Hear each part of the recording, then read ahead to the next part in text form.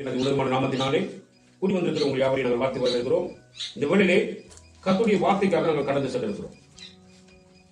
1 தீமோத்தேயு புத்தகம் 2ஆம் அதிகாரத்துக்கு திருப்பிக் கொள்வோம். 1 தீமோத்தேயு 2ஆம் அதிகாரத்துக்கு நாங்கள் திருப்பிக் கொள்வோம்.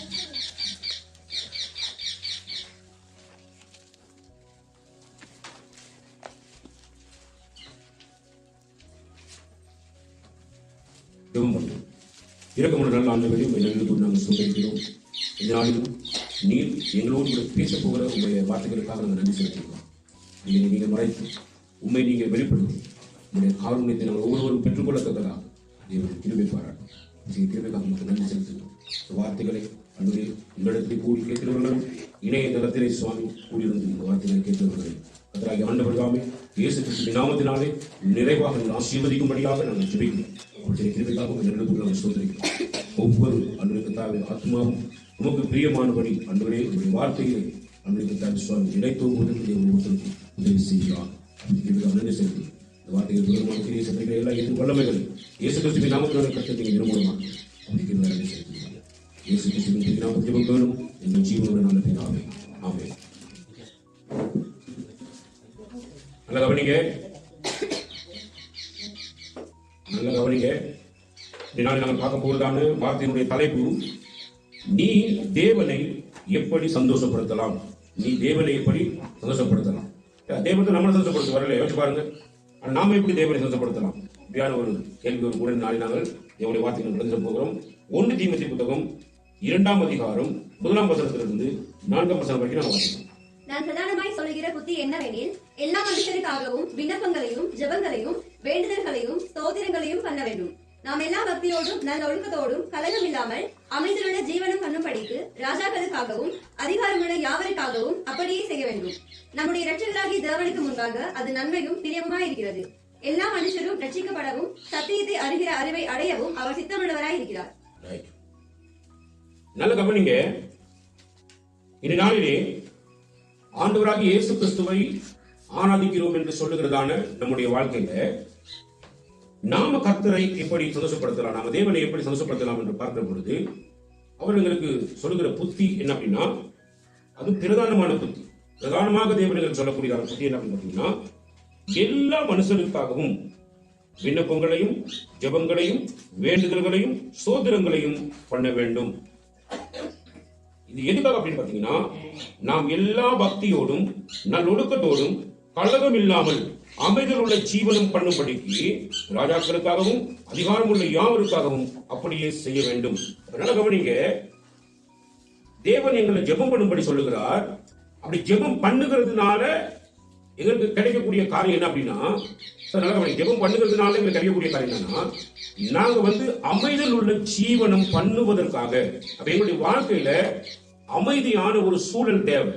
நல்ல கவனிங்க. ஒரு வாழ்க்கையில் ஒரு அமைதியான ஒரு சூழல் அப்படின்னு சொல்லி பாத்தீங்கன்னு சொன்னா, அது யாருக்கு கிட்டி சேரும் அப்படின்னா, எல்லாத்துக்காகவும் ஜெபிக்கக்கூடியவர்களுக்கு தான் அந்த அமைதியில் உள்ள ஜீவியம் கிடைக்கும் அப்படிங்கிறத இந்த வசனம் மிக தெளிவாக என்ன செய்கிறது சொல்லுகிறது. அப்ப இது என்ன பாத்தீங்கன்னா, இதுல 2-3 விஷயங்களை சொல்றாரு. சொல்லும் பொழுது எப்படி சொல்றாரு, முதலாவது விண்ணப்பங்கள் பண்ண சொல்றாரு, ஜெபங்கள் பண்ண சொல்றாரு, வேண்டுதல் பண்ண சொல்றாரு, ஸ்தோத்திரங்கள் பண்ண சொல்லுகிறார். இப்ப விண்ணப்பம்னா என்ன? விண்ணப்பம்னா என்ன சொல்லி பாத்தீங்கன்னா, இப்ப நீங்க ஒரு ஒரு உங்களுக்கு ஒரு ஸ்கூல், பெரிய ஸ்கூல் ஒன்று கிடைக்கிறதுக்கோ அல்லது எங்கேயாவது ஒரு பெரிய ஒரு வேலை கிடைக்கிறதுக்கோ நீங்க என்ன பண்ணுவீங்கன்னா, அங்க இருக்கிற உயர்ந்த அதிகாரிகளை அவங்களை ரொம்ப மரியாதையா நீங்க என்ன செய்வீங்க சொல்லி பாத்தீங்கன்னா, நீங்க அவங்களை கையாளுவதற்காக நீங்க என்ன செய்வீங்க, அதுக்கான அப்ளிகேஷன் தயாரிப்பீங்க இல்லையா? நல்ல கவனிங்க. அதாவது ஒரு விண்ணப்ப படிவத்தை நீங்க என்ன செய்வீங்க, தயார்படுத்துவீங்க. அப்ப அங்க இருக்கிற அதிகாரிகளை, அதாவது நீங்க யாரை நீங்க சந்திக்க வேண்டும் என்று நினைக்கிறீங்களோ அந்த அதிகாரிகளுக்கு கொடுக்கக்கூடியதான கனத்தை மரியாதையை நீங்க செலுத்துவதற்கு என்ன செய்வீங்கன்னா, விண்ணப்ப படிவத்தை நீங்க என்ன செய்வீங்க, அவங்களுக்கு அனுப்புவீங்க. அப்ப விண்ணப்பங்கள் சொன்ன என்ன அர்த்தம் அப்படின்னா, இந்த இயற்கையின் மீது எல்லாம் அதிகாரம் உடையவர், வானத்துக்கும் பூமிக்கும் ஆண்டவர், அவராலே அல்லாமல் வேற ஒருவராலும் ஒன்றுமே என்ன செய்யாது, நடக்காது. மனுஷரால் கூடாது, தேவனால் கூடும் அப்படின்றதான மொத்த இந்த மாதிரியான இருதயம் உள்ளவர்களாக எங்களுடைய விண்ணப்பங்களை கர்த்தருக்கு நாங்க தயார்படுத்துறதுக்கு நாங்க என்ன செய்யணும்னு சொன்னா, நாங்க தயார்படுத்த வேண்டும். விண்ணப்பங்களை நம்ம கர்த்தருக்கு நாங்க எடுக்கணும். அப்ப விண்ணப்பம் ஆகிய மன்றாட்டு. இப்ப மன்றாட்டுல எது விண்ணப்பம் அப்படின்னா, இப்ப பாத்தீங்கன்னா அழகான முறையில எழுதி எழுதும்போது எப்படி எழுதுவோம், எப்படி நம்ம ஒரு கடிதத்தை எழுதும் பொழுது எப்படி எழுதுவோம், அன்புடைய அல்லது மதிப்புக்குரிய சாரி எப்படி காரியங்களை போடணும் பாருங்க. நீங்க பேசும்போது போடுவீங்க இல்லையா, சாரி தங்களிடம் தாங்களிடம் அப்படின்னா நாங்க வார்த்தைகள் என்ன செய்வோம், நாங்க உபயோகிப்போம். அப்ப ஆண்டவரிடத்தில் நாங்கள் விண்ணப்பம் வைக்கும் பொழுது ஆண்டவருக்குரிய கணத்தை, அவருக்குரிய மரியாதையை அதானே நாங்க செலுத்தாமல் அவருக்கு நாங்க விண்ணப்பத்தை என்ன செய்ய முடியாது. சில பேர் ஜெபிக்க சொல்லும் பொழுது ஜெபத்துக்கு வந்து உட்கார்ந்தா தூங்கி விடுகிறது. அதானே சும்மா ஜெபிக்க சொல்லி சொன்ன உடனே அந்த ஜெபம் எல்லாம் வேற மாதிரி இருக்கும். இதெல்லாம் நாங்க யோசிக்கிற முதலாவது நம்முடைய ஆண்டவர் மிகவும் கனத்துக்குரியவர், மிகவும் கனத்துக்குரியவர். அவருடைய கனம் என்றது வந்து நீங்க நினைக்கிற மாதிரி இல்லை. சாரி அவர் சொன்னா சூரியனும் அப்படி நின்று, அவருடைய வார்த்தைக்கு அவ்வளவு பெரிய வல்லமை உண்டு. அப்ப நாங்க அவருக்கு நாங்க ஒரு விண்ணப்பத்தை எழுதும் பொழுது அது எவ்வளவுக்கு கனமான வார்த்தைகளை கொண்டு நாங்கள் அவருக்கு விண்ணப்பங்களை ஏறெடுக்க வேண்டும் என்பது மிக முக்கியம். இரண்டாவது பாத்தீங்கன்னு சொன்னா ஜெபங்கள். இப்ப ஜெபம் என்று வரும் பொழுது நல்ல கவனிங்க, அது என்ன சொல்றது வாழ்க்கையில சொல்றது, அதுக்காக நல்ல கவனிங்க. நாங்க கேட்கிற எந்த ஒரு காரியமாக இருந்தாலும் தேவனால் மட்டுமே அதை எங்களுக்கு கொடுக்க முடியும் என்ற நம்பிக்கை இருக்கக்கூடிய முதல் நல்ல கவனிங்க. இப்ப மனுஷர்களிடத்தில் நாங்க கேட்கும் பொழுது நாங்க கேட்கிற எதுவுமே எங்களுக்கு என்ன செய்யுது, அதாவது நான் கேட்கறது வந்து 100% சுவர்ல எங்களுக்கு கிடைக்கும் அப்படின்னு சுவர் இல்லை.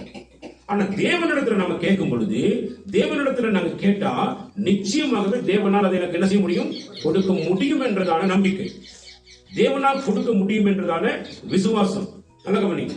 அப்ப நான் ஜெபிக்கிற பொழுது அவன் என்ன சொல்றது வந்து, என்னுடைய ஜெபம் கேட்கிறவன் எவனும் பெற்றுக் கொள்கிறான், கேளுங்கள் உங்களுக்கு கொடுக்கப்படும் அப்படின்னு நான் பேசுகிறார் இல்லையா. அப்ப ஜெபிக்கிறோம்னா என்ன அர்த்தம் அப்படின்னா நிச்சயமாக என் தேவன் எனக்கு அதை செய்வார். ஏனென்றால் அவர்தான் மனுஷர்களுக்கெல்லாம் அப்பால் பட்டவர். அவரிடத்துல கேட்டா நிச்சயமா எனக்கு கிடைக்கும் என்ற அந்த உறுதிப்பாடு உள்ள மன்றாட்டுக்கு பேர் தான் ஜெபம். நல்ல கவனி. மூன்றாவது என்ன சொல்ற பாத்தீங்கன்னா வேண்டுதல்கள். இந்த வேண்டுதல்கள் பத்தி சொல்லும் பொழுது நல்ல கவனிங்க. வேண்டுதல்கள் என்ன அப்படின்னா இப்ப நம்ம கெஞ்சி கேட்கிறோமே, நல்ல கவனி, நம்ம என்ன செய்வோம், நம்ம ஒரு கவிதை கேட்போம். சாரி பிரதர் எனக்கு ஒரு விஷயம் தேவை, ஒரு உதவி செய்யணும்னு சொல்லி கேட்போம். அப்ப கொஞ்சம் அப்படி அப்படின்னு அவங்க கொஞ்சம் இந்த ஒரு சில நேரங்களில் பார்த்தீங்கன்னா நமக்கான பதில் அவங்க கிட்ட கிடைக்கலன்னு சொல்லி நம்ம என்ன செய்ய போதுன்னா அவங்க திரும்பி தயவு செய்துன்னு கேட்போம், தயவு செஞ்சு எனக்கு ஒரு உதவி செய்யுங்க, சாரி எனக்கு இப்படியான ஒரு சூழ்நிலை அப்படின்னு சொல்லி என்ன செய்யணும். அப்ப நாங்க கேட்போம் தயவு செய்து எனக்கு உதவி செய்யுங்க அப்படின்னு கேட்போம். இப்ப நல்ல கவனிங்க, வேண்டுதல் என்று வருகிற பொழுது நம்முடைய ஆண்டவருடைய மேலான அவருடைய தன்மைகள் நம்ம அறிஞ்சிருக்கோம். எப்படி தன்மைகள் அப்படின்னா அவர் தயவு நிறைந்த தெய்வம். யார் அவரு? தயவு நிறைந்த தெய்வம். எல்லாவற்றுக்கும் மேலாக அவர் கிருபை நிறைந்த தெய்வம். அப்படி சொல்றது அப்படின்னா அவர் இரக்கமும் மனதுருக்கமும் நீடிய சாந்தமும் தயவும் அன்பும் மிகுந்த கிருபையில் நிறைந்தவர் சொல்லப்படுகிறது. அப்ப இந்த வேண்டுதல்கள் நான் செய்கிற பொழுது அன்றைய எனக்கு நீங்க தான் தரணும் அப்படின்ற என்னுடைய மன்றாட்டு இருக்கிற பொழுது எனக்கு என்ன கவனிங்க, நாங்க மனுஷர்களிடத்துல தயவு செய்து எனக்கு உதவி செய்யுங்க, ஐயோ நான் மடிய போற எனக்கு உதவி செய்யுங்க, நான் மிகப்பெரிய போராட்டத்தில் எனக்கு உதவி செய்யுங்கன்னு சொல்லும் போது சில மனிதர்களால் அந்த மாதிரியான எந்த உதவியும் எங்களால் செய்ய முடியாம போய். அப்ப மனுஷர்களுடைய இருதயத்துக்கு அப்பால் பட்டவர் நம்முடைய ஆண்டவர். ஏன்னா அவர்தான் இரக்கத்தில் ஐஸ்வர்யம் உள்ளவர். நல்லா புரிந்து கொள்ளணும். அப்படி இரக்கத்தில் ஐஸ்வர்யம் உள்ள தெய்வத்துக்கிட்ட போய் ஆண்டவரே எனக்கு உதவி செய்யுங்கன்னு நான் மன்றாட்டு, அதாவது என்னுடைய வேண்டுதல்கள் அடங்கிய மன்றாட்டை நான் என் தேவனுக்கு முன்பாக தெரியப்படுத்துகிற பொழுது என் ஆண்டவர் தயவு நிறைந்த தெய்வமாக கிருபை பொருந்தின தெய்வமாக எனக்கு என்ன பண்ணுவார், அப்படியே எனக்கு கொடுத்து அவர் உதவி செய்யக்கூடிய தெய்வமாக இருப்பார். அப்ப வேண்டுதல்கள். அடுத்து நான் பாத்தீங்கன்னா ஸ்தோத்திரங்கள் சொல்லப்படுறது. பாருங்க, ஆண்டவர் ஜெபிக்க சொல்லும் பொழுது எத்தனை விதமாக அந்த காரியங்கள் நிறைய பேருக்கு இன்னைக்கு இந்த விஷயங்களை தெரியாம ஜெபம் பண்ணிட்டு உட்கார்ந்திருக்கும். அடுத்த ஸ்தோத்திரங்கள் வருகிறது. இந்த ஸ்தோத்திர மன்றாட்டு அப்படின்னா என்ன அர்த்தம் அப்படின்னா நல்ல கவனிங்க, இப்ப இன்றைக்கு வரைக்கும் இந்த நிமிஷம் வரைக்கும் நான் யாரால் நடத்தப்படுகிறேன், யாரால் போஷிக்கப்படுகிறேன், யாரால் நான் உயிர் வாழ்கிறேன் அப்படின்னு நான் செஞ்சு பார்க்கிற பொழுது என் ஆண்டவரை இல்லாம என்னால் என்ன செய்ய முடியாது, அதெல்லாம் அந்த வாழ்க்கை என்ன செய்யாது, நடக்காது. அப்ப முதலாவது எப்படின்னா நான் பாவங்களினாலும் அக்கிரமங்களினாலும் மறித்து போய் கிடந்த என்னை உடைய பிள்ளையார் பரிசுத்த பிள்ளை இயேசு கிறிஸ்து மூலமாக என்னை நீங்க என்ன பண்ணிக்கிறீங்க, ஆண்டவரே உயிர்ப்பிச்சிருக்கிறீங்க. அப்படின்னு என்ன அர்த்தம்னா அவர் என்னை உயிர்ப்பித்த நாட்கள் தொடங்கி இன்றைக்கு வரைக்கும் நான் உயிர்ப்பிக்கப்படுவதற்கு முன்னால காலத்திலையும் கூட, ரட்சிக்கப்படுவதற்கு முன்னால காலத்திலையும் கூட என் ஆண்டவர் என்னை ஜீவனோடு பல பாவங்கள் போய் பல விபத்துகள் பல எத்தனையோ விதமான போராட்டங்கள் என்னுடைய வாழ்க்கையில் நெருக்கின போதெல்லாம் என் ஆண்டவருடைய கிருபை இல்லாமல் இருந்தா நான் இன்னைக்கும் மண்ணாகி போயிருப்பேன். அவருடைய கிருபை இருந்ததுனாலதான் அன்றைக்கும் என்னை நான் அறியாவிட்டாலும் அவர் என்னை காத்திருக்கிறார். நான் அறியாமல் இருந்த பொழுதும் என்னை வருடப்படுகிறாரே அவர் என்னை காத்திருக்கிறார். நான் அறியாமல் நடந்த பொழுதும் அவர் என்னை நடத்தி இருக்கிறார். பல இடங்களிலும் பல போராட்டங்களிலும் ஆண்டவர் என்னுடைய ஜீவனுக்கு ஒரு எந்த விதமான ஒரு ஆபத்தும் இல்லாமல் என்னை தப்பிவித்து கொண்டு வந்திருக்கிறார். அப்படின்னு என்ன சொன்னா, ஸ்தோத்திரங்கள் சொல்லுகிற பொழுது ஸ்தோத்திர மன்றாட்டினுடைய அர்த்தம் என்னன்னா, நன்றி அறிதல் உள்ளவனாக. தேவன் எனக்கு ஒரு நேரம் எனக்கு ஒரு தண்ணியை கொடுத்து என்ன குடிக்க கொடுத்திருப்பாரா, அதுக்கு நான் நன்றி சொல்லுவேன். நன்றி என்னது? அதாவது நீங்க கவனிச்சீங்கன்னா, நன்றி என்ற வார்த்தைக்கு சமஸ்கிருத பாஷையில வரக்கூடிய ஒரு சொல் தான் ஸ்தோத்திரம் என்ற சொல்.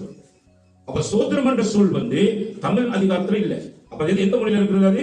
அது சமஸ்கிருத மொழியில இருக்குது. அப்ப நீ நன்றின்னு சொன்னாலும் ஒண்ணுதான், ஸ்தோத்திரம் சொன்னாலும் ஒண்ணுதான். நல்லா கவனிங்க. அது ஸ்தோத்திரம் என்றதுக்கு அர்த்தம் அப்படின்னா, தேவன் இந்நாள் வரைக்கும் இந்த நிமிஷம் வரைக்கும் உங்க தயவுலதான் நான் வாழ்ந்துட்டு இருக்கிறேன் ஆண்டவரே, உங்க கிருபைக்குள்ளதான் நினைஞ்சிட்டு இருக்கிறேன், நான் ஒரு நாளும் இருக்கிறேன். சரி, நீங்க மட்டும்தான் என் மேல இரக்கத்தின் ஐஸ்வர்யம் உள்ளவர். உண்மை என்று என் மேல இறக்கப்படுற அளவுக்கு இந்த உலகத்துல யாருமே இல்ல ஆண்டவரே, நீங்க மட்டும்தான் எனக்கு இரக்கம் பாராட்ட வல்லமை உள்ளவர் என்று சொல்லி அவர்கிட்ட நம்ம நன்றி அறிதல் உள்ளவர்களாக எனக்கு செய்த நன்மைகளுக்காக எப்பொழுதும் என்ன செய்யணும்? நம்மளே எனக்கு நீங்க ரட்சிப்பு கொடுத்தீங்க, காணமுடியான கிருபை தந்தீங்க, நமக்கு ஸ்தோத்திரம். சரி, அப்ப நாங்க இன்னைக்கு நாள் வரைக்கும் என்னென்ன பெற்றுக் கொண்டுக்கிறோமோ அத்தனை காரியங்களுக்கு நான் நன்றி நன்றின்னு சொல்லி சொல்லி சொல்லி நன்றி உள்ள இருதயத்தோடு நான் மன்றாடுகிற மன்றாட்டுக்கு பேர் தான் ஸ்தோத்திரங்கள் சொல்லப்படுகிறதான இந்த பகுதி. அப்ப என்ன சொல்லப்படுது சொன்னா, நாங்க விண்ணப்பங்களையும் ஜெபங்களையும் வேண்டுதல்களையும் ஸ்தோத்திரங்களையும் பண்ண வேண்டும். இது அவ்வளவு அழகாக பிரிச்சு அப்போஸ்தலனாகிய பவுல் அவ்வளவு அழகாக பிரிச்சு எழுதி காண்பிக்கிறார். அப்ப இதை எப்ப எழுதுறார் அப்படின்னு பாத்தீங்கன்னா, நீரோ மன்னர் என்று சொல்லி ஒரு மன்னர், யாரு? ரோமாபுரியை ஆட்சி செய்ததான நீரோ மன்னர் என்று ஒரு பெரிய பயங்கரமான ஒரு மிருகத்தை போன்றவன். அந்த நீரோ மன்னனுடைய ஆட்சி காலத்துக்குள்ள சிறையிருப்புல இருந்து கொண்டுதான் இந்த வார்த்தைகளை அவர் என்ன பண்றாரு, எழுதுகிறார். நல்ல கவனிங்க. அப்ப இவ்வளவு பெரிய கொடுங்கோல் ஆட்சியாளனாக ஆட்சி செஞ்சு கொண்டிருக்கிறான். விசேஷமா அவனுடைய நோக்கம் எல்லாம் யாரை கொள்ளணும்? கிறிஸ்தவர்கள் என்ன செய்யறாங்க? அழிக்க வேண்டும். இதுதான் அவனுடைய பயங்கரமான போராட்டம். அப்ப இங்க ஒரு கிறிஸ்தவனாக இருக்கக்கூடிய, கிறிஸ்துவை பின்பற்றுகிற ஒரு மனிதனுடைய யுத்தத்தை பத்தி இங்க பேச ஆண்டவர். நீ யுத்தம் பண்ண போ, சரி, ஒரு ராஜ்யத்துக்கு எதிராக குரல் போடு, பெலவாடி போ, சரி, நீ பெரிய பெரிய ரீதியில நீ என்ன செய்ய, வன்முறையை கொண்டு போங்கிறதெல்லாம் அங்க சொல்லப்பட இல்லை. மாறாக என்ன சொல்ற அப்படின்னு சொல்லி பாத்தீங்கன்னா, நீங்க செய்ய வேண்டிய வேலை, சரி, உங்களுடைய வாழ்க்கையில அமைதியுள்ள ஜீவியம் உங்களுக்கு தேவையாக இருந்தால், ஏன்னா எங்களுடைய அமைதியை கெடுக்கிறது தான் இந்த உலகத்தில் இருக்கக்கூடியதான சத்துருனுடைய திட்டமாக இருக்கும். யாருடைய அமைதியை கெடுக்கணுமே? கிறிஸ்தவனுடைய அமைதியை கெடுக்கவே. அப்ப கிறிஸ்தவனுடைய அமைதியை கெடுத்தா சரி, அவனுக்கு ஒரு பெரிய சந்தோஷம். அப்ப அமைதியுள்ள ஜீவி நமக்கு வேணும். எத்தனை பேர் வாழ்க்கையில பாத்தீங்கன்னா, குடும்பத்தில் எவ்வளவு பிரச்சனைகள் இருக்கு, எவ்வளவு போராட்டங்கள் இருக்கு, சரி, வியாதி இல்லையா, தொழில் இல்லாத பிரச்சனை, கடன் பிரச்சனை, சரி, இப்படி பலதரப்பட்ட பிரச்சனை. சிலர்கள் பாத்தீங்கன்னா, கணவன் மனைவி சேர்ந்தே வாழ முடியாத நிலைமையில தொழில் ஒரு பெரிய பிரச்சனையா இருக்கு, அதாவது வருமானம் ஒரு பெரிய பிரச்சனையா இருக்கு. இப்படி பலதரப்பட்ட பிரச்சனை. ஒரு அமைதி இல்லாத ஒரு ஜீவியமாக இருக்கும். இந்த அமைதி இல்லாத ஜீவியத்தை ஜீவித்துக் கொண்டிருக்கிற ஒவ்வொரு கிறிஸ்துவை பின்பற்றுகிற ஒவ்வொரு பிள்ளைகளும், வாழ்க்கை பிள்ளைகளை பாத்தீங்கன்னா, வாழ்க்கை பிள்ளைகளுக்கு அமைதி இருக்காது. சரி, அப்ப அமைதியை பேசிட்டு இருக்கும். நம்ம எவ்வளவு தான் கடவுளை பத்தி நம்ம படிச்சாலும் கத்துக்குள்ள இருக்கணும்னு நினைச்சாலும் என்ன செய்யலாம், நினைவு படிச்சா விட மாட்டேங்கிறான் அப்படிங்கிறது. சரி, தொடர்ச்சியா பிரச்சனை பண்ணிட்டே இருக்கிறாங்க, படிக்க இருக்கிறாங்கன்னு சொல்லி அமைதியில் இல்லாத ஒரு மிகப்பெரிய ஜீவியத்தை ஜீவித்துக் கொண்டிருக்கிற ஒவ்வொருவருக்கும் கர்த்தராகிய ஆண்டவர் இன்றைக்கு அப்போஸ்தலனாகிய பவுல் மூலமாக சொல்கிற புத்தி என்னவெனில், நான் எல்லா மனுஷருக்காகவும் என்ன பண்ணணும்? நான் என்ன பண்ணணும்? எல்லா மனுஷருக்காகவும் என்ன பண்ணணும்? விண்ணப்பங்களையும் ஜெபங்களையும் வேண்டுதல்களையும் ஸ்தோத்திரங்களையும் ஏறெடுக்க வேண்டும். இப்ப எல்லா ஜனங்களை குறித்து பேசிட்டார். எல்லா ஜனங்களை குறித்து பேசிட்டார். இப்ப 2வது வசனத்துக்கு வருகிற பொழுது யாரை குறித்து யாருக்கு ஜெபிக்க சொல்றாரு? வசனத்தை வாசிங்க. 2ஆம் வசனம் என்ன சொல்லுது? நாம் எல்லா பக்தியோடும். எல்லா பக்தியோடு என்ன அர்த்தம்? எல்லா பக்தினா இந்த கொடுக்கப்பட்டதான விண்ணப்பங்கள் ஜெபங்கள் வேண்டுதல்கள் ஸ்தோத்திரங்கள் மூலமாக நமக்கு நிறைய காரியங்கள் கற்றுக் கொடுத்தேன் ஆண்டவரை பத்தி. அப்ப ஆண்டவர் மேல நம்முடைய பக்தி எப்படி இருக்கணும் அப்படின்னா, அது மிகப்பெரிய மரியாதைக்குரிய மரியாதையா இருக்கும். நல்ல கவனி, எங்களுடைய பக்தி எப்படின்னா மிகப்பெரிய மரியாதை உள்ளவர். அவரை அன்றி வேற எவ்வளவு இடத்துல எதுவுமே கிடைக்க போதில்லை, கிடைக்க போதில்லை. என் ஆண்டவருக்கு தான் என்னுடைய வாழ்க்கையை மாற்ற முடியும். என்னுடைய ஆண்டவருக்கு தான் என்னுடைய வாழ்க்கையில் ஒரு அமைதியை எனக்கு என்ன செய்ய முடியும், தர முடியும். வேற ஒருவராலும் சாரி எனக்கு ஒரு சமாதானத்தை என்ன செய்ய முடியாது, கொடுக்க முடியாது என்ற அந்த மரியாதைக்குரிய பக்தி.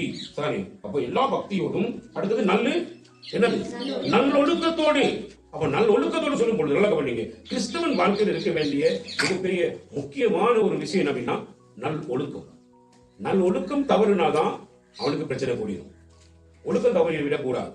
சாரி, நம்ம அமைதியை கெடுக்கக்கூடிய அளவுக்கு பிரச்சனைகள் வரும். நாம அமைதி கெட்டவர்களாக எழும்பிட்டோம்னா நாங்க சும்மா அப்படி இப்படி பொங்கி எதிர்ச்சிட்டோம்னு சொன்னா ஒழுக்கத்தை நம்ம இழந்துருவோம் இல்லையா? ஒழுக்கத்தை இழந்தோடு தான் நமக்கு நிறைய பிரச்சனைகள் என்ன செஞ்சிடும் வந்துடும். அப்ப இந்த ஒழுக்கம் எங்க வாழ்க்கைக்கு தேவை. சாரி, சில பிள்ளைகள் பாருங்க வீட்டுல இவங்க விருப்பத்துக்காக ஏதாவது ஒன்று பண்ணி கொடுறது, பண்ணிட்டு இவங்க என்ன செய்யறது, இவங்க அமைதியை கெடுத்துக்கிறது. கெட்டுத்தோடனே சாரி அங்க அங்க நாங்க சும்மா சார் தாய் தப்ப நான் பெற்றோர் யாராவது புத்திமதிகள் சொன்னாலே இந்த பிள்ளைகள் எவ்வளவு ஒழுக்கம் உள்ள பிள்ளைகள்ங்கிறத அப்பா பார்த்துக்கலாம். அப்பா மேல ஒரு பாய்க்க, அம்மா மேல ஒரு பாய்க்க, எல்லாத்தையும் விட சகோதரர்கள், அதாவது அக்கா தங்கச்சி, அண்ணன் தம்பி, அக்கா தம்பி எல்லாம் இருந்தீங்கன்னு சொன்னா அவங்க அவங்களோட என்ன கட்சியை வெட்டியில் குத்தியில் செத்து போயிடுவாங்க. அந்த அளவுக்கு அந்த பவர்ஃபுல் கேம் நினைச்சிட்டு இருக்கும் அந்த வீட்டுக்குள்ள போயிட்டு இருக்கும். சாரி, அமைதியை இழக்கிற நேரம் ஒரு சப்போர்ட் இவங்களா ஏதாவது ஒன்று பண்ணிட்டு அது மூலமா அமைதி கட்டுரும். அமைதி கெட்டோன்னே அப்ப பார்த்துக்கலாம் அந்த ஒழுக்கம் எப்படிப்பட்டவங்களா இருக்கிறாங்க. ஒழுக்க கேடு வந்துடும். சில வீட்டு பெண்கள் அப்படிதான், பெண்கள் தங்க இஷ்டத்துக்கு எதையாவது ஒன்று பண்ணிடுவாங்க.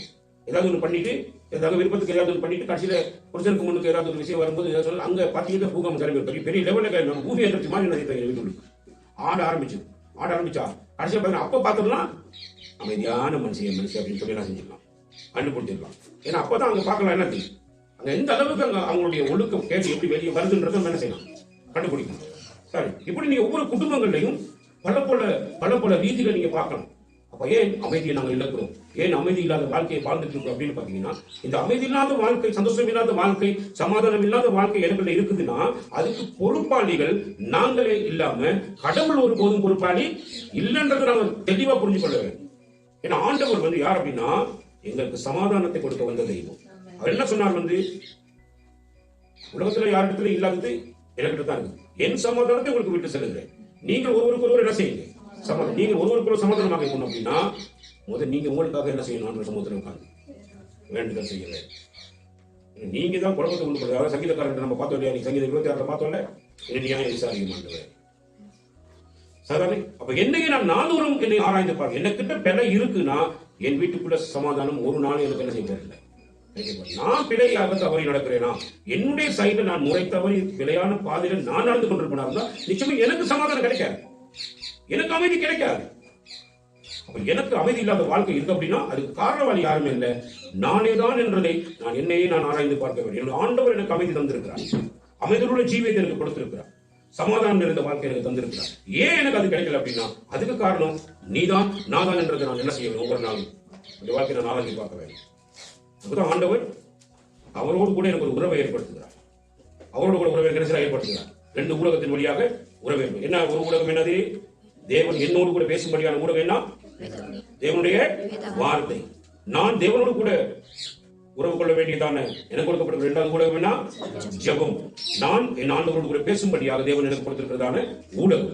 நடக்க வேண்டி இந்த 2 ஊடகமும் சரியா செயல்படலன்னா அங்க ஒரு காரியம் என்ன செய்யாது, நடைமுறைக்கு வேதத்தை வாசிக்கிறேன் நான் ஜெபிச்சேன் அப்படின்னு சொன்ன வேண்டிய ஜெபத்தை கடவுள் ஒருபோதும் அங்கீகரிக்க மாட்டார். வேதத்தை வாசிக்கிறேன், வேதத்தை படி நடக்கிறேன், நான் ஜெபிக்கிறேன், கர்த்தருக்கு பதில் தந்தாருன்னு சொன்னா அங்கதான் என்ன செய்யுது, அங்கதான் உண்மை இருக்கிறது. நல்ல கவனி, வேதத்தை கேளாதவருடைய ஜெபமும் அருவருப்பாக இருக்கிறது. வேதத்தை கேட்கலன்னா ஜெபம் என்ன செய்யாது, அது தேவனுக்கு அருவருப்பாடு. நீங்க எவ்வளவு நேரம் வேணாலும் டைம் எடுத்து ஜெயிச்சு கிடக்கலாம், கத்திட்டு இருக்கலாம். அந்த ஜெபத்தை ஒருபோது என்ன செய்யறது இல்லை, கேட்க போறதே கிடையாது, ஒரு நாள் கேட்க போறது கிடையாது. நிறைய குடும்ப தலைவர்கள் இருக்கிறாங்க வீட்டுகள்ல, அவங்க எல்லாம் நல்லா ஜெபம் பண்ணுவாங்க, ஆனா ஒரு ஜெபமும் கர்த்தர் என்ன செய்ய மாட்டார், ஏற்க மாட்டார். அதுக்கு காரணம் என்ன அப்படின்னா வேதத்தை கேட்காட்டி ஜெபம் என்ன செய்யாது, தேவ சமூகத்தை என்ன செய்யாது, ஒருபோதும் ஏற்றி நடக்காது. நல்ல கவனி. இப்ப எங்களுடைய ஜீவனம் எப்படி இருக்கணும் அப்படின்னா அது நல்ல ஒழுக்கத்தோடும் கலகம் இல்லாத அமைதலோடு இருக்க வேண்டும். கலகம் இருக்கக்கூடாது. கலகம் யார் கொண்டு வர்றது, சாத்தான் கொண்டு வருவோம். தேவன் என்னத்தை கொண்டு வருவார், சமாதானத்தை கொண்டு வருவார். அப்ப தேவன் வாசம் பண்ணுகிற ஒரு மனிதன், தேவன் வாசம் பண்ணுகிற ஒரு குடும்பத்துக்குள்ள என்ன இருக்கணும்னா அங்க அமைதல் இருக்கணும், நல்ல ஒழுக்கம் இருக்கணும், அடுத்தது என்ன இருக்கணும், கலகம் இல்லாத அமைதல் இருக்கணும். இந்த காரியம் இல்லாம இருக்குது அப்படின்னா நிச்சயமாக அங்க அந்த குடும்பத்துக்குள்ள அல்லது அந்த நபருக்குள்ள தேவனுடைய வாசம் குறைவாக வேண்டும். தேவனுடைய வாசம் இல்லை, தேவன் வாசம் பண்ண இல்லை. தேவன் வாசம் பண்றாருன்னா அங்க என்ன செய்யணும், அமைதி வர வேண்டும். சாரி, இங்க நிறைய பேர் அம்மா வரவீங்க, உங்களோட பிள்ளைகளுக்கு யாரும் குத்து சொன்னா என்ன செய்யும், பிள்ளைங்க சொல்லுங்க, பிள்ளைகளுக்கு நீங்க ஏதாவது பிள்ளைகள் குழப்பம் பண்ணாக்க குத்து சொன்னா அந்த பிள்ளைகள் என்ன செய்யும்,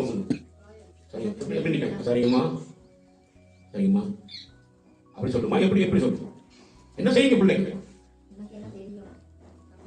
அடே சரி வேற ஒண்ணு பேசாது, அடே நீ போய் தான் பேசுறீங்க, சரி. அப்ப எவ்வளவு பிரச்சனையை வச்சு பாருங்க, சொல்லுங்க நீங்க அப்பதான் பார்க்கலாம்.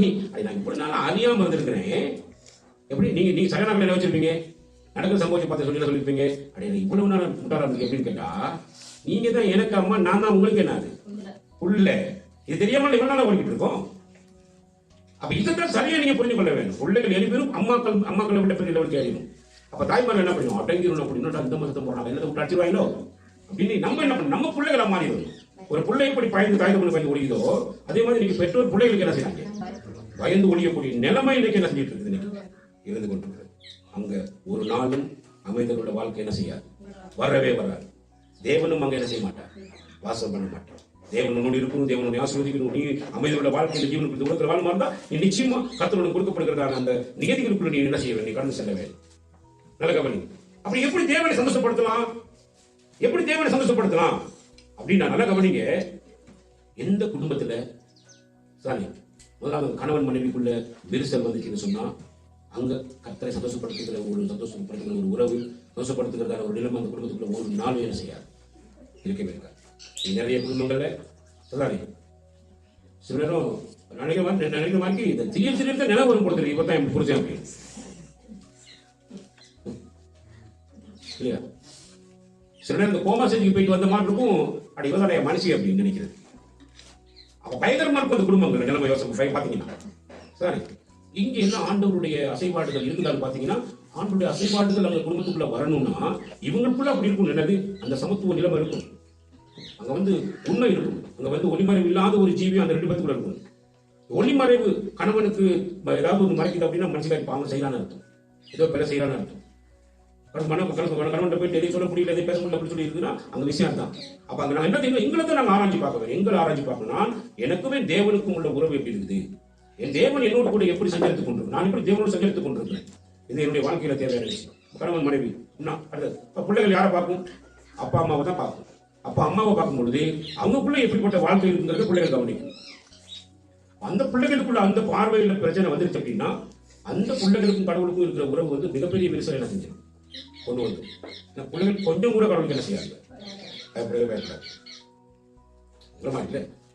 அப்ப என்னது, கொஞ்சம் கூட என்ன செய்யாது, பயப்படாது. இது பெரிய பயங்கரமான ஒரு காரியம். சரி, அப்ப அதனால ஆண்டவர், நான் ஆண்டவரை எப்படி சந்தோஷப்படுத்துகிறேன் ஒரு கேள்வி எனக்குள்ள வரும்னா எப்படி சந்தோஷப்படுத்தலாம் அப்படின்னா, சரி நீங்க பாருங்க இந்த வசனத்தை நீங்க பார்க்கிற பொழுது 3வது வசனத்துக்கு வாசிங்க. நம்முடைய இரட்சகராகிய தேவனுக்கு முன்பாக அது நன்மையும் பிரியமுமாய் இருக்கிறது. நம்முடைய இரட்சகராகிய தேவனுக்கு முன்பாக அது நன்மையும் பிரியமுமாய் இருக்கிறது. அவர் பிரியப்படுகிற ஒரு காரியமாக இருக்கிறது. எது அப்படின்னா, இயேசு கிறிஸ்துவை தன் சொந்த இரட்சகராக ஏற்றுக்கொண்டு விடுதலை பெற்ற ஒவ்வொரு கிறிஸ்தவ வாழ்க்கையிலையும் பிரதானமாக இருக்க வேண்டியது நீங்க என்ன பாத்தீங்கன்னா ஜெபம் இருக்க வேண்டும்.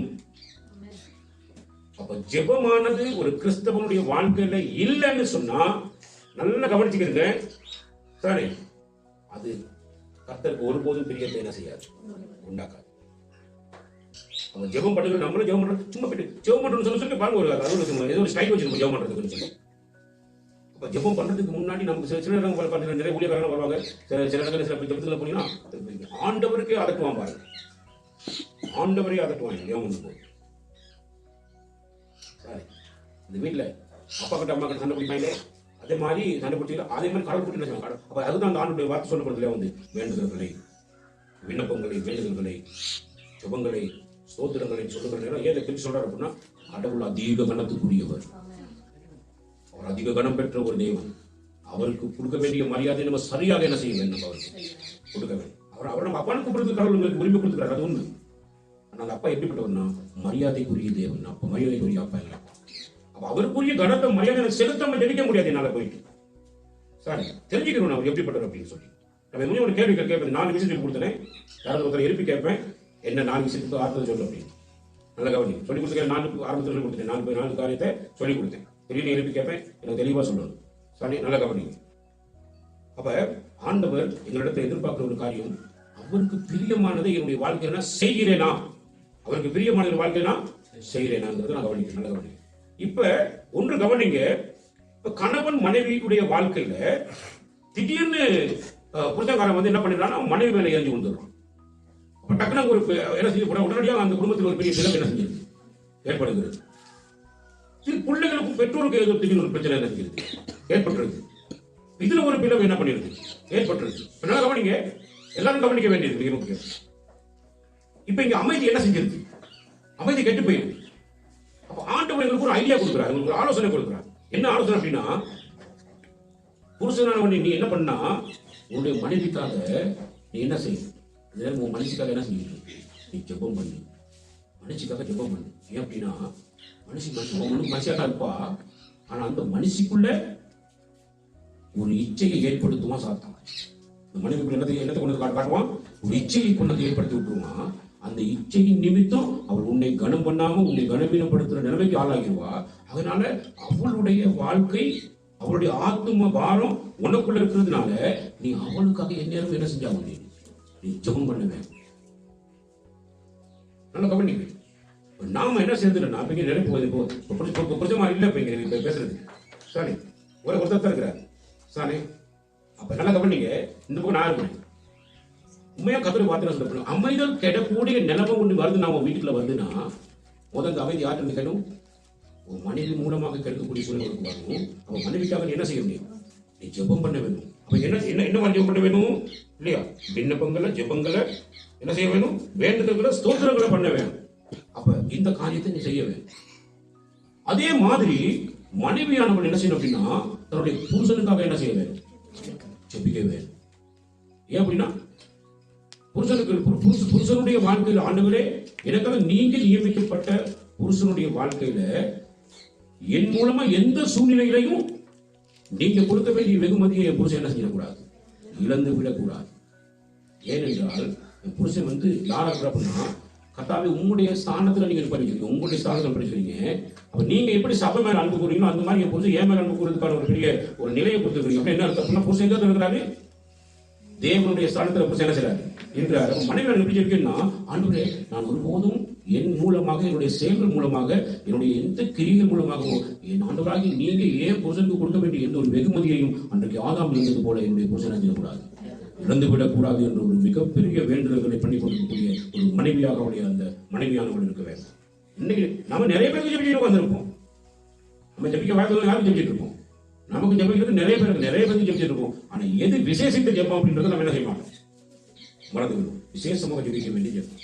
அப்புறம் ரெண்டு பேரும் சேர்ந்து யாருக்காக ஜெபிக்கணும்? பிள்ளைகளுக்காக ஜெபிக்க வேண்டும். ஏன்னா பிள்ளைகள் மூலமா திடீர்னு பெரிய பெரிய தாக்கங்கள் என்ன செய்யறது குடும்பத்துக்குள்ள நடந்துருக்கு. ரெண்டு பேர் சேர்ந்து தான் அந்த பிள்ளைகளுக்காக என்ன செய்யணும்? ஜெபிக்க வேண்டும். அதே ரெண்டு பேரும் சேர்ந்து தான் ஜெபிக்கணும். என்ன காரணம் ஜெபிக்கணும்? காய்தா ரீதியா இல்லையா? இந்த ரெண்டு பேரும் இணையாம பிள்ளைகள் என்ன செய்யணும்? வரணும். அப்ப ரெண்டு பேர் இணையாம ஜெபிக்கிற நேரம் அந்த ஜெபத்துல என்ன இருக்கு அதை பார்த்தா பிள்ளைகளுக்குரிய சரியான ஒரு ஆரோக்கியமான ஜெபமாக என்ன செய்யாது? ரெண்டு பேரும் சேர்ந்து வேண்டுதல் பண்ண வேண்டும். அவனுக்கு மன்றாட்டு பயங்கரமான மன்றாட்டை பிள்ளைகளுக்காக நம்ம செய்து கொண்டிருக்க வேண்டும். ஏன் அப்படி பார்த்தீங்கன்னா, பிள்ளைகளுடைய வாழ்க்கையில அது சின்னதாக பிள்ளைகளுக்கு பிரச்சனை பேச தெரியாது. நம்மள வந்துட்டு போறேன் கொஞ்ச நாள் நல்ல பொண்ணு பிள்ளைகள பெரிய பிள்ளை ஆயிரும். வீட்டில் இருக்கும் பிள்ளைகளுக்கு பிள்ளைகள பெரிய பிள்ளை ஆயிரும். அப்புறம் நமக்கு என்னடா கவலை அப்படிமா பார்த்து சொல்லுவா அப்படி பேரண்ட்ஸ் சொல்லுவாங்க. எப்படி நம்ம பிள்ளை கொஞ்சம் பேச்சு கட்சி கொஞ்சம் பேரில் வந்துட்டா அதுக்கப்புறம் என்ன கவலைன்னு பார்த்தா படிச்சு எல்லாம் முடிஞ்சது பிற்பாடு தான் தெரியும் இந்த பிள்ளைகளுக்குள்ள இவ்வளவு விஷயம் இருந்துச்சாங்கிறது எங்களுக்கு என்ன செய்ய முடியும். ஆச்சரியமா இருக்கும் பெற்றோர்களுக்கு அதை பார்க்கும்போது. இந்த பிள்ளைகளோட இப்படி அப்படின்னு தோணும். அப்ப பிள்ளைகளுக்காக பெற்றோர்கள் என்ன பண்ண வேண்டும்? நன்றாட்டை என்ன செய்ய வேண்டும்? ஏறெடுக்க வேண்டும். அதை கவனிங்க. அடுத்தது பாத்தீங்கன்னா, இப்ப நன்னா தான் இருப்பாங்க தாய் தகவல் மாதிரி. திடீர்னு இவங்க பிள்ளைகள் பிரச்சனை வந்தோடனே பிள்ளைகளை மறந்துடுவாங்க. தாய்க்கு பிரச்சனை வந்தோடனே தாய்க்கு பிரச்சனை வந்தோடனே யார் மறந்துடுவாங்க? பிள்ளைகளை மறந்துடுவாங்க. பிள்ளைகள் மறந்து விபரீதமான முடிவுகள் எடுப்பாங்க. உன்னோட இனி அவ்வளவுதான் டைவர்ஸ் கொடுத்துரு அப்படிமா ஒரு சொல்லுங்க. டைவர்ஸ் அப்படிமா அவங்க சொல்றதுக்கு முன்னாடி பிள்ளைகள் டைவர்ஸ் கொடுத்துரு அப்படிங்க. இந்த மாதிரி பெரிய பிரச்சனை போயிட்டு இருக்கும். என்ன நடக்கும் பாத்தீங்கன்னா, பார்த்தா இளம் வயசா இருக்காரு, பார்த்தா அது கொஞ்சம் அப்படி அரைக்கிழமை முக்காக்கிழமை நடந்தப்போ அந்த வயசுல என்ன வந்துடுவாங்க இருக்கு டைவர்ஸ் கேட்பாங்க. அந்த அளவுக்கு பயங்கரமான நிலைமையில கொடுத்தது. அப்போ பிள்ளைகள் என்ன பண்ணணும் அப்படின்னா, தன்னுடைய தகப்பனும் தன்னுடைய தாயும் தானே எங்களுக்கு எவ்வளவு முக்கியம் அப்படிங்கிறது பிள்ளைகள் கருத்தில் கொண்டு அந்த பிள்ளைகள் தன்னுடைய தகப்பனுக்காக தன் தாய்க்காக இடைவிடாம மன்றாட்டுகளை அவங்க என்ன செய்ய வேண்டும்? ஏறெடுக்க வேண்டும். சாரி, அது மட்டும் இல்லாம அந்த பெற்றோர் மூலமாக தான் அந்த பிள்ளைக்கு வர வேண்டிய எல்லா ஆசீர்வாதங்களும் வரப்போகுது. சாரி, எல்லா ஆசீர்வாதங்களும் பெற்றோர் மூலமாக தான் வரப்போகுதுன்றதை நினைவில் கொண்டு அப்ப என்ன பண்ணணும் அப்படின்னா, எனக்கு வர வேண்டிய ஆசீர்வாதம்னா என் பெற்றோர் மூலமாக தான் வரமாட்டவரே அவங்க எந்த குறையும் இல்லாதபடி அவங்க என்ன செய்யணும்? இப்படின்னா இருக்கணும். அவங்களுக்காக பல விண்ணப்பங்களையும் வேண்டுதல்களையும் ஜெபங்களையும் சோதனங்களையும் கற்றுக்காக என்ன செய்ய வேண்டும்? ஏறெடுக்க வேண்டும். சாரி, இதுகள் செய்யாத போகும் பொழுது குடும்பத்துக்குள்ள அமைதல் என்ன செஞ்சுப்பேன்? அப்படியே கட்டிப்பேன். இனி நீங்க பாத்தீங்கன்னா கூட மாமன் மச்சான் அப்பா ஒரு உறவு உண்டு, நம்ம குடும்பத்துக்குள்ள உறவுகள் இருக்கும். இந்த உறவுகளுக்குள்ள நீங்க பாத்தீங்கன்னு சொன்னா நல்லா கவனிங்க, இந்த உறவுகளை நீங்க ரசிக்கப்பட்டு தெரிஞ்சுக்கொள்ள வருவீங்க, அவங்க யாரும் ரசிக்கப்பட மாட்டாங்க. அவங்க மூலமா நமக்கு என்ன வரும் அப்படின்னா, இவங்க நமக்கு பலதரப்பட்ட காரியங்கள்ல முதன்மையான இடத்தை வச்சுக்கிட்டு இருப்பாங்க. அப்ப அவங்க போற எல்லா விதமான பாதைகளையும் நம்மள முதன்மையான இடத்துக்கு கூப்பிட்டு நமக்கு அழைப்பு கொடுத்து நீங்க செய்யுங்க நமக்கு சில விஷயம் கொடுத்துருப்பாங்க. இப்பெல்லாம் செய்கிற சில செய்கைகள் மூலமாக, சில பிரார்த்தனைகள் மூலமாக நம்முடைய வாழ்க்கையை அமைதி கட்டு போற நிலைமை நம்ம வாழ்க்கையில வந்துடும். ஆகையினால நல்லா கவனிங்க, நம்ம வீட்டுக்குள்ள சத்துருக்கள் திடீர்னு எந்திரிச்சுவாங்கிற அந்த ஒரு விஷயத்தை கத்த நிகழ்ச்சி சொல்லிட்டு அப்படின்னால நாங்க அவங்களுடைய விடுதலைக்காக நாங்கள் தொடர்ச்சியா என்ன செய்ய வேண்டும்? ஆண்டவரிடத்துல மன்றாட்டுகளை நாங்கள் வேற எடுத்துக்கொண்டே இருக்க வேண்டும்.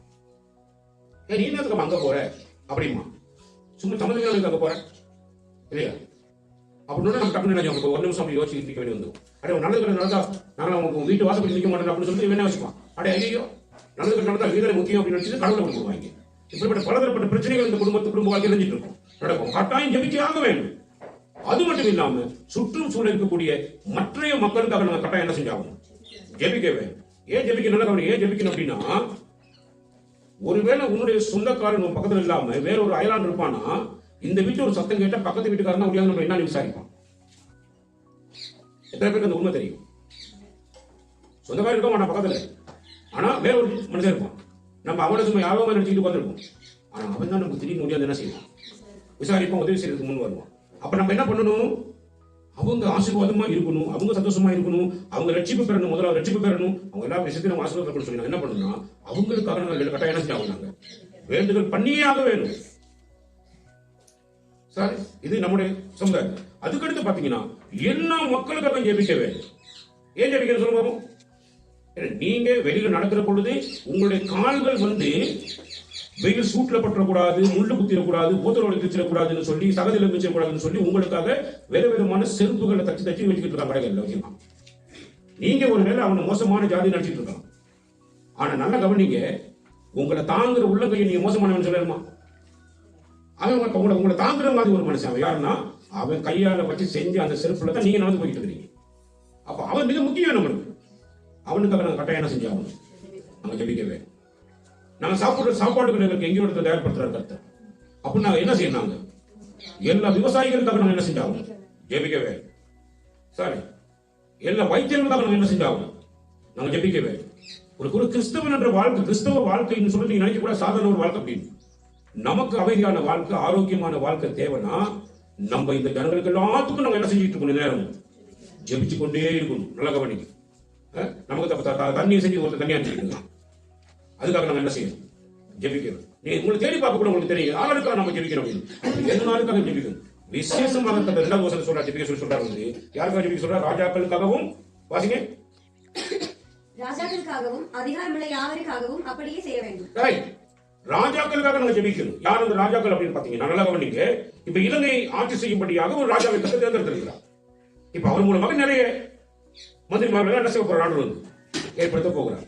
இப்ப நாங்க என்ன பண்ணணும் அப்படின்னா, வசனம் என்ன சொல்லுது? ராஜாவின் இருதயம் வந்து கர்த்தருடைய கைகள் எப்படி இருக்குதான்?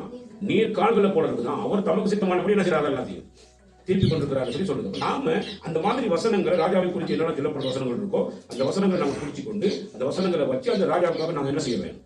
நாங்கள் தொடர்ந்து ஜெபிக்க வேண்டும். இப்ப வந்திருக்கிற அரசாங்கம் எப்படிப்பட்டதா வரப்போது எங்களுக்கு தெரியாது. என்னெல்லாம் நடக்க போகுதுன்னு எங்களுக்கு தெரியாது. ஒருவேளை ஹிட்லர் ஆட்சி மாதிரி ஒரு ஆட்சி அரசு வரப்போதுன்னு எங்களுக்கு தெரியாது. ஏன்னா பயங்கரமான ஒரு மெஜாரிட்டியில வந்துக்கிறாங்க. அப்ப நாங்க என்ன பண்ணணும்? எங்களுக்கு அமைதியுள்ள வாழ்க்கை தேவைன்னா நான் கர்த்தரிடத்துல அவங்களுக்காக என்ன செய்ய வேண்டும்? ஜெபம் பண்ண வேண்டும். கட்டாயம் நான் ஜெபிக்கிறேன். இந்த ஜெபத்தை ஜெபிக்காம நான் ஜெபிச்சுட்டேன்னு சொல்றீங்கன்னா அது ஒரு நாளும் கடவுள் என்ன செய்ய மாட்டார். கடவுள் வந்து சுயநல ஜெபத்தை ஒரு நாள் என்ன செய்ய மாட்டார். எனக்காக ஜெபிக்கிறது மட்டும் விரும்ப மாட்டார். நான் எல்லாத்துக்காக ஜெபிக்க வேண்டும். சாரி, அதிகாரம் உள்ள யாருக்கும் அப்படின்னா பிள்ளைகளுக்கு டீச்சர்ஸ் மாதிரி அதிகாரிகளாக இருக்கிறாங்க. டீச்சர்ஸ் மாதிரி இந்த டீச்சர்ஸ் மாதிரி மூலமா எவ்வளவு பிரச்சனை உங்களுக்கு வருது. ஞாயிற்றுக்கிழமை கேட்க போகாது தேவைப்படாது. வா டியூஷனுக்கு அப்படிமா தமிழருக்கு வாங்கம்மா. அப்ப ஞாயிற்றுக்கிழமை நாள் ஒரு பெரிய பிரச்சனை நடந்துகிட்டு இருக்கு. நீங்க எல்லாரும் சேர்ந்து இங்க ஒரு சின்ன குரூப் சேர்ந்து ஒரு நாள் உபவாசம் பண்ணி ஆண்டு டீச்சர்ஸ்மார்கள் ஆசிரியர்மார்கள்லாம் என்ன பண்றாங்கன்னா உங்களுடைய ராஜ்யத்துக்கு எதிராக செயல்படுறாங்க. அன்றைய அதிகாரம் உங்களுக்கு நாங்க ஜெபிக்க சொல்லிக்கிறீங்க, உங்களுக்காக ஜெபிக்கணும், நீங்க ஒரு விடுதலை செய்யுங்கன்னு சொல்லிக்கிறீங்க. ஜெபிச்சிங்கனாலே கர்த்தர் ஒரு மாற்றத்தை நான் செய்வார், கொண்டு வந்துருவார். யாரா ஜெபம் பண்ணுவீங்களா? இல்ல. உங்களுக்கு ஜெபம்னா என்ன? எலர்ஜி, பெரிய வேச்சனை சார். ஜெபம் பெரிய எலர்ஜி காய் போச்சு. பிறகு நீங்க கட்டாயம் ஜெபிக்க ஆகணும் அப்படிங்கிறாங்க. அது அதிகாரம் யாவரும் டீச்சர்ஸ்மார்கள் அதிகாரத்தில் இருக்கிறாங்க சார்.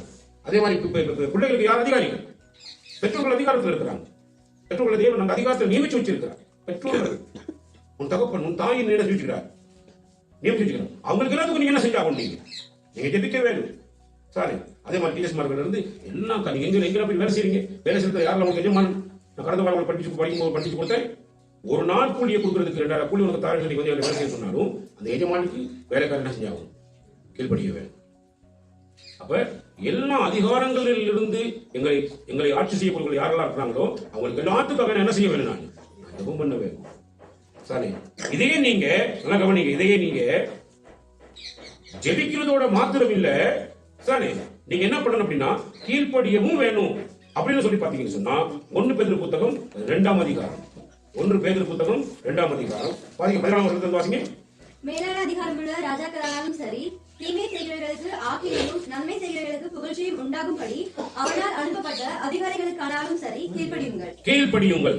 இப்ப ஆண்டவருடைய வார்த்தை நீங்க நல்லா கவனிச்சு பாத்தீங்கன்னா, நீங்க அவங்களுக்காக எல்லாத்துக்கும் விண்ணப்பம் பண்ணுங்க, எல்லாத்துக்காக ஜெபம் பண்ணுங்க. அது கர்த்தருக்கு பிரியமானது.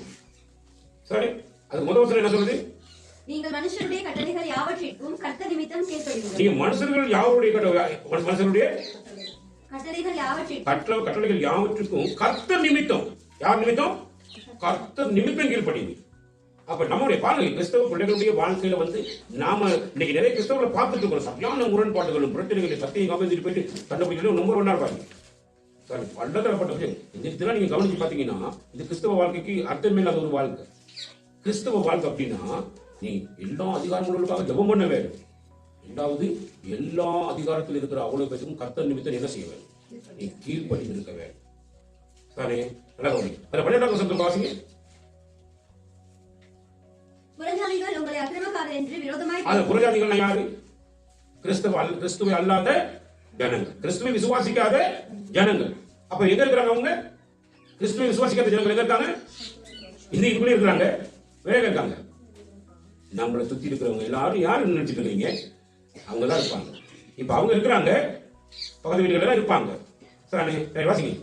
புறஜாதிகள் உங்களை அக்கிரமக்காரர் என்று புறஜாதிகள் உங்களை அக்கிரமம். ஐயோ, இந்த பாடுறா என்னடா இது அநியாயத்தை பாரு. புருஷனுக்கு கொஞ்சம் மாவுக்கு அடங்கி நடக்குதாடான்னு மனுஷன் அங்க போது இங்க வந்து அப்படி செய்து இப்படி செய்துன்னு சொல்லி யாரு பார்த்துட்டு இருப்பா நினைச்சிட்டு இருக்கீங்க? யார் பார்த்துட்டு இருப்பா? புருஷன் பாக்குறாரோ இல்லையா? அவன் புருஷன் உண்மை நம்பிக்கையில இருப்பாங்க. மனுஷன் நம்பிக்கையில இருக்கு. புருஷன் வாழ்க்கையில் அழகு இல்லையே, அவன் பார்த்துட்டு தான் இருப்பான். அவன் நம்பிட்டு போய் அவங்க சாமி. ஆனா மனுஷன் எங்க போகுது, என்ன செய்யுது, யார் பார்த்துட்டு இருப்பா? புரிஞ்சு பார்த்து வேலை கடைசியாக பார்த்தீங்கன்னா என்ன நடக்குது? திடீர்னு வந்து அப்புறம் குடும்பமா சேர்த்துக்கு போவாங்க. குடும்ப மச்சத்துக்கு போயிட்டு அம்மா பார்க்க இயலாது. எல்லா விதமான கபத்திலும் அது அப்படி இருக்கும், அப்படி பல விதமான இருக்கிற நம்முடைய எச்சங்கள் இருக்கும். சுற்றி இருக்கிற மக்கள் என்ன பண்ணுவாங்கன்னா நம்மளை பார்த்துட்டு எல்லாம் மனுஷனால முடியாது இருப்பேன், நல்லா பிடிச்சிட்டு வரைக்கும் பார்த்து நான் சொல்லுறாங்க என்ன செஞ்சிடலாம். இந்த மாதிரி போகலாம். நீதி இல்லாத வாழ்க்கை வாழ்றாங்க. நம்மளுடைய இடத்த கொஞ்சம் கொஞ்சமாக சுரண்டுறாங்க. சரி, இப்படிலாம் பண்றோம் பலதரப்பட்ட பிரச்சனைகளை யார் பார்ப்பாங்கன்னா புறஜாதிகள். வாசிக்க, புறஜாதிகள் உங்களை அக்கிரமக்காரர் என்று. கிறிஸ்தவர்கள் எப்படி சொல்லுவாங்கன்னா அக்கிரமக்காரர் என்று. விரோதமாய் பேசும் விஷயத்தில், அக்கிரமக்காரர் என்று விரோதமாக பேசும் விஷயத்துல அவர்கள் உங்கள் நற்கிரியைகளை கண்டு, அவர்கள் உங்கள் நற்கிரியைகளை காங்க வேண்டும். எதை காங்க வேணும்? உங்கள் நல்ல கிரியைகளை பார்க்க வேண்டும், உங்கள் நல்ல செயல்பாடுகளை பார்க்க வேண்டும். நீங்க எப்படி நடந்து கொள்கிறீங்கன்னு பார்க்க வேண்டும். நீங்க எவ்வளவு தேவனுக்கு பயந்து நடக்கிறீங்கிறத அவங்க பார்க்கணும். சுத்தி இருக்கிற மக்கள் நிச்சயமா இந்த நேரம் நம்ம மேல தான் ஒரு பார்வை வந்துட்டு ரொம்ப நல்லா வருவாங்க, போவாங்க. அதான் எப்படி இருக்கிறீங்க, அக்கா எப்படி இருக்கிறீங்க, எப்படி இருக்கு, ஐயா எப்படி எல்லாம் விசாரிச்சுட்டு இருப்பாங்க. ஆனா அவங்களுக்கு தெரியும் நம்மளுடைய கிரியைகள் எப்படிப்பட்ட மோசகரமான கிரியைகள் நமக்குள்ள இருக்குங்கிறத அவன் அப்படியே தெரிஞ்சு வச்சிருப்பான். அவன் நம்ம அக்கிரம செய்யக்காரன் அப்படின்னா அக்கிரமக்காரங்க. நீங்க மாதிரி அக்கிரமக்காரங்க உலகத்தை ஒருத்தர் மேல என்ன செய்வாங்க, அப்படி பேசுவாங்க. நல்லா கவனிங்க. அப்ப உங்களோட நல்ல கிரியைகளை உங்களோட என்ன செய்யணும், பார்க்க வேண்டும். ஏன் நல்ல கிரியைகளை பார்க்க வேணும், எழுதுகளை பார்க்க வேணும். இயேசு கிறிஸ்துவை விசுவாசிக்கிற ஒவ்வொருடைய வாழ்க்கையிலையும் ஆண்டவர் ஒரு காரியத்தை செய்வார். என்ன அப்படின்னா சதானே பிலிப்பியர் புத்தகம் 1ஆம் அதிகாரத்துக்கு திருப்பினீங்கன்னா அங்க நீங்க பார்த்தீங்கன்னா ஒரு காரியத்தை அவர் தெளிவா சொல்லுவார். ஆண்டவர் வந்து அவரை விசுவாசித்து நடக்கக்கூடிய எல்லாருக்கும் அவர் சொல்ற ஒரு காரியம் சதானே. உங்களின் நற்கிரியைகளை தொடங்குவார். உங்களின் நற்கிரியைகளை தொடங்குவார். யார் தொடங்குவார்? ஒரு கெட்ட மனுஷன் இடத்துல, ஒரு துன்மார்க்கர் இடத்துல, பாவியின் இடத்துல அக்கிரமக்காரனாக வாழ்ந்து கொண்டிருந்தவனுடைய வாழ்க்கையில தேவன் பாவத்திலிருந்து விடுதலையை கொடுத்த உடனே அவங்ககிட்ட உண்டாக்குற முதல் வேலை என்ன அப்படின்னு பாத்தீங்கன்னா நற்கிரியைகளை தொடங்கினவர். அதை இயேசு கிறிஸ்துவின் நாள் பரியந்தம் முடிய நடத்தி வருவார் என்று நம்பின்னு சொல்றாங்க. வசனத்தை பாருங்க. அப்ப என்ன செய்யணும்? இயேசு கிறிஸ்துவை விசுவாசிக்கிறவர்கள் அவங்க என்ன இருக்கணும்? இயேசு கிறிஸ்துவை பின்பற்றுகிறவர்கள் என்ன இருக்கணும்? நற்கிரியைகள் இருக்க வேணும். சரி, மத்தேயு புத்தகம் 5ஆம் அதிகாரத்துக்கு இருப்பீங்கன்னா, மத்தேயு 5ஆம் அதிகாரத்துல பாருங்க இவ்வளவு அழகா சொல்றாருன்னு பாருங்க. சரி, மத்தேயு 5ஆம் அதிகாரம் கவனிங்க. 11 வசனத்தை வாசிங்க. இவ்விதமாய் மனுஷர் உங்கள் நற்கிரியைகளை கண்டு பரலோகத்தில் இருக்கிற உங்கள் பிதாவை மகிமைப்படுத்தும்படி உங்கள் வெளிச்சம் அவர்கள் முன்பாக பிரகாசிக்க கடவுது. நாம கிறிஸ்தவர்கள் சொல்லிக்கிட்டு இருக்கோம், கிறிஸ்துவ பின்பற்றணும்னு சொல்லுவோம். ஆனா என்ன பிரச்சனை அப்படின்னா, ஆண்டவர் நம்மளதான் வெளிச்சமா வச்சிருப்பா எல்லாத்துக்கும். அவ இயேசு கிறிஸ்துவின் பிள்ளைகள் வந்து வெளிச்சமா இருப்பாங்க. நீங்க எங்க போய் எந்த சந்தில பொந்துல ஒளிஞ்சிக்கிட்டு என்னத்த பண்ணினாலும், நீங்க எவ்வளவு போய் இருட்டுக்குள்ள போய் நின்றாலும், கடவுளோட வார்த்தையில நீங்க யாரா இருக்கிறீங்க? உலகத்துக்கு நீங்க யாரா இருக்கிறீங்க? என்ன இருக்கிறீங்க? உலகத்துக்கு நீங்க வெளிச்சமா இருக்கிறீங்க. நீங்க எந்த சந்த பகுதியிலாவது போயிட்டு ஒளிஞ்சுக்கிட்டு நீங்க இருட்டுக்குள்ள போயிட்டு நின்றாலும் அந்த இருட்டு உள்ளுக்கும் நீங்க பிரகாசிப்பீங்க. யாருக்கு? மற்றவர்களுக்கு. நீங்க தேவன் தான். யாருக்கு பெருமை வைக்கிறீங்க? மற்ற ஜனங்களுக்கு முன்னிலையில நீங்க எப்படி இருக்கிறீங்க? வெளிச்சமா பிரகாசிப்பீங்க. நீங்க நினைச்சிட்டு இருப்பீங்க நாங்க இருட்டுல உட்கார்ந்துருக்கோம் அப்படின்னு. நீங்க இருட்டுல தான் நிற்பீங்க. உண்மையாவே இருட்டு தான் இருக்கும். ஆனா தேவனுடைய வார்த்தையில நீங்க யாரா இருக்கிறீங்கன்னா, நீங்க உலகத்துக்கு வெளிச்சமா இருக்கிறீங்கன்னு சொல்லிட்டாரு. அப்படின்னா உலகத்துல உள்ளவனுக்கு நீங்க இருட்டுல ஒளிஞ்சிருந்தாலும் அவன் கண்ணுக்கு உங்களை நல்ல பிரகாசமா தெரியும். அவனுக்கு அதனாலதான் சொன்னார் ஆண்டவர், அவருக்கு மறைவாக எதுவுமே கிடையாது அப்படின்னாரு. நல்ல கவனி.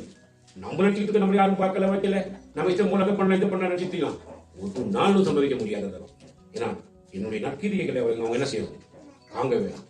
நற்கிரியைகளை தொடங்குகிறார், நற்கிரியைகளை காங்கும்படி எங்களை வெளிச்சமாக வச்சிருக்கிறார். சரிதானே? அப்ப நல்ல கவனிங்க. அப்ப எங்களுடைய கிரியைகளை யார் பார்க்கணும்னா, யார் பார்க்கணும்? எங்களை எல்லாம் அக்கிரமக்காரர்கள் என்று சொல்லிக் கொண்டிருக்கிற புறஜாதிகளுக்கு முன்னிலையில நான் நல்ல கிரியைகளை செய்யக்கூடிய என்னுடைய வாழ்க்கை என்ன செய்ய வேண்டும்? இருக்க வேண்டும். இந்த மாற்றத்தை தேவன் எதிர்பார்க்கிறார். அப்ப எங்களெல்லாம் அக்கிரம செய்யக்காரர்கள் சொல்லிக் கொடுக்கிற பெரிய கூட்டங்கள் சுற்றி இருக்கிறது. அப்ப அவங்களுக்கு ஜெபிக்கா மட்டும் பத்தாது. அடுத்த சொல்லுது, எல்லா அதிகாரங்களுக்கும் கீழ் நாங்க என்ன செய்யணும்? கிறிஸ்துவின் நிமித்தம் நாங்க கீழ்ப்படிஞ்சிருக்கவே. கிறிஸ்துவின் நிமித்தம் நாங்க என்ன செய்யணும்? கீழ்ப்படிஞ்சிருக்கவே. இன்னும் இருக்குது டைம் போது. நாங்க அடுத்த வாரத்தில் நாங்கள் இதனுடைய தொடர்ச்சியை நாங்கள் கட்டாயம் கொண்டு போவோம். சரி, சுத்தமான நிச்சயமான தொடர்ச்சியை கொண்டு போவோம். நல்லா கவனிங்க. அப்ப நாங்க என்னுடைய வாழ்க்கையில அமைதியில் உள்ள வாழ்க்கையை ஏன் வாழ முடியவில்லை? ஏன் நான் அமைதி கற்று திரிகிறேன்? ஏன் நான் என்னுடைய வாழ்க்கை சந்தோஷத்தை இழந்து போயிருக்கிறேன்? சந்தோஷம் இழக்கக்கூடிய நிலைமை, அமைதி இல்லாத வாழ்க்கை என்னுடைய வாழ்க்கையில இருக்கு அப்படின்னா என்ன காரணம் அப்படின்னு பாத்தீங்கன்னா, நான் என் கர்த்தருக்கு முன்னிலையில ஜெபத்துல மிகவும் குறைவான ஸ்தானத்துல நான் என்ன செய்யறேன் இருக்கிறேன் என்றதுதான் அது அடையாளம். அப்ப ஜெபம்னு சொன்னா நீங்க உங்களுக்காக ஜெபிக்கிறதுன்றது வந்து மிக முக்கியம். அடுத்தது நீங்க எல்லாருக்காக நீங்க என்ன செய்ய வேண்டும்? நீங்க ஜெபிக்க வேண்டும். தானே? இதுதான் கர்த்தருடைய பார்வையில நன்மையும் பிரியமுமாய் இருக்கிறது சொல்லி ஆண்டவர் மிக தெளிவாக சொல்லுகிறார். அப்ப கர்த்தருக்கு பிரியத்தை உண்டாக்கக்கூடிய ஒரு பிள்ளைகளாக நம்ம இருந்தோம்னா கர்த்தர் சந்தோஷப்படுவார் இல்லையா? நான் கர்த்தருக்கு பிரியத்தை உண்டாக்கிட்டேன்னா கர்த்தர் சந்தோஷப்படுவார். அப்ப இன்னைக்கு என்ன பார்த்தோம் அப்படின்னா, நீ தேவனை எப்படி சந்தோஷப்படுத்தலாம்? அப்ப தேவனை எப்படி சந்தோஷப்படுத்தலாம் அப்படின்னா, அவர் சந்தோஷம் அவருக்கு உண்டாகிருச்சு அப்படின்னா குஷ்டரோகியின் கூட உன்னை பார்க்க மாட்டார், உன்னை அறுவருத்தெல்லாம் ஒதுக்க மாட்டார். உடனே கையை நீட்டி தொட்டு உன்னை என்ன பண்ணிடுவார்? குணமாக்கிடுவார். அப்ப அவரை சந்தோஷப்படுத்துகிற காரியம் இல்லையா? இன்னொன்று விசுவாசம் இல்லையா? ஒரு பெண்ணுடைய விசுவாசம் நீங்க பார்த்துட்டு வேதத்துல பெண்ணை போய் வஸ்திரத்தை தொடுவோம், அப்படி சந்தோஷப்பட்டுவார். அப்படி ஏன்னா அவளுக்குள்ள இருந்த அந்த விசுவாசத்தை பார்த்து சந்தோஷப்பட்டுவார். சந்தோஷப்பட்டுட்டா அவளுக்கு உடனடியாக என்ன செஞ்சு சோகம் கிடைச்சிடும்.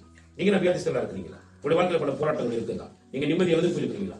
நீங்க மன குற்றத்தோட வேதனோடைய வியாகுலப்பட்டு கொண்டிருக்கீங்களா?